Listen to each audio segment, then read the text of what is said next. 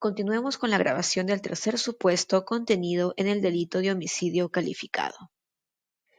Para ello pasaremos al análisis del numeral número 3, que señala: será reprimido con pena privativa de libertad no menor de 15 años el que mate a otro concurriendo cualquiera de las circunstancias siguientes. Numeral tercero, con gran crueldad o alevosía. La gran crueldad consiste en acrecentar deliberadamente e inhumanamente el sufrimiento de la persona afectada, causándole un dolor físico o psíquico innecesario para la perpetración de su muerte, verificándose así dos elementos necesarios de forma conjunta: la causación de dolores físicos o psíquicos innecesarios y la elección del medio idóneo para lograr dicha finalidad. Es importante tener en consideración, según anotación del profesor David Philippe, que es necesario contar con una víctima consciente. ¿Y esto por qué? Porque uno de los elementos necesarios para verificar la gran crueldad es que se logren causar dolores físicos o psíquicos innecesarios. Es decir, la víctima, sujeto pasivo, debe estar consciente para sufrir estos dolores físicos o psíquicos. Este medio de gran crueldad, no hay que olvidar, debe ser uno de los medios comisivos del delito de homicidio. En ese sentido, se entiende que se está causando dolores físicos o psíquicos innecesarios a través de la elección de medios idóneos para dicha finalidad, con el propósito de lograr matar a una persona. En la doctrina también se puede encontrar a la gran crueldad con el nombre de sevicia o ensañamiento.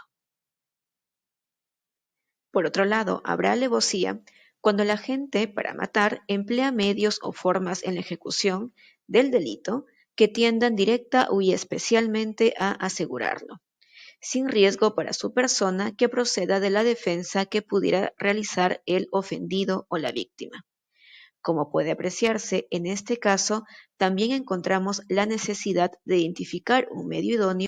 Sin embargo, a diferencia del supuesto de gran crueldad, la finalidad que perseguirá ese medio idóneo será el aseguramiento del delito, de tal forma que se llegue a anular o disminuir el riesgo de que la víctima pueda defenderse y con ello frustrar la comisión del homicidio. Asimismo, otra diferencia respecto del supuesto de gran crueldad se encuentra en que en la alevosía no se requiere causar dolores físicos o psíquicos innecesarios. El profesor David Philippe coloca algunas anotaciones importantes para la concepción de la alevosía que, como veremos en unos minutos más, difieren un poco del criterio establecido por la jurisprudencia peruana. Así, por ejemplo, el profesor David Philippe considera que dentro de la alevosía también estarán aquellas agresiones que se realizan en contra de las víctimas cuando éstas son agresiones a traición o no percibidas, es decir, agresiones que, para este caso, llevarán a la comisión de un delito de homicidio cuando éstas no eran esperadas. Es por ello que el referido profesor señala o hace referencia un poco más precisa a los llamados ataques imprevistos o repentinos. Asimismo, dentro de este grupo, el profesor David Philippe señala la creación o aprovechamiento de situaciones de indefensión. Ahondemos un poco más en estas situaciones de indefensión resaltadas por el referido autor y que consideramos importantes para este curso. En primer lugar, podríamos hacernos la pregunta respecto a que si existen sujetos indefensos por naturaleza.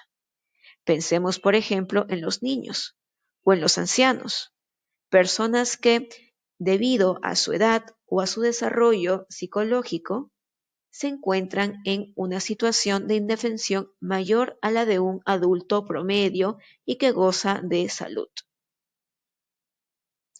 Por tal motivo, en estos supuestos, debemos comprender que estamos en una situación de indefensión per se de las víctimas y todos aquellos ataques en su contra deberán percibirse como un supuesto de alevosía, donde la indefensión radica en la propia naturaleza y en la propia persona que es o será víctima del delito de homicidio. Por otro lado, un supuesto también importante de atender es la alevosía doméstica. Se llama así a aquel supuesto generado como consecuencia de la confianza que existe dentro de determinado círculo cercano entre sujeto activo y sujeto pasivo que les impide verificar o poner atención a supuestos extraños y que de otra manera podrían conducir a una situación de riesgo que pudiera derivar en la comisión de un delito de homicidio.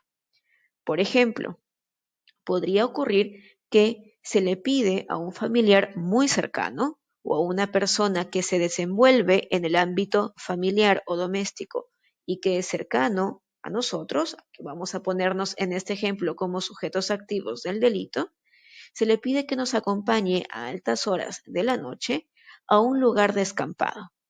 Debido a que existe esta situación de confianza, la persona accede.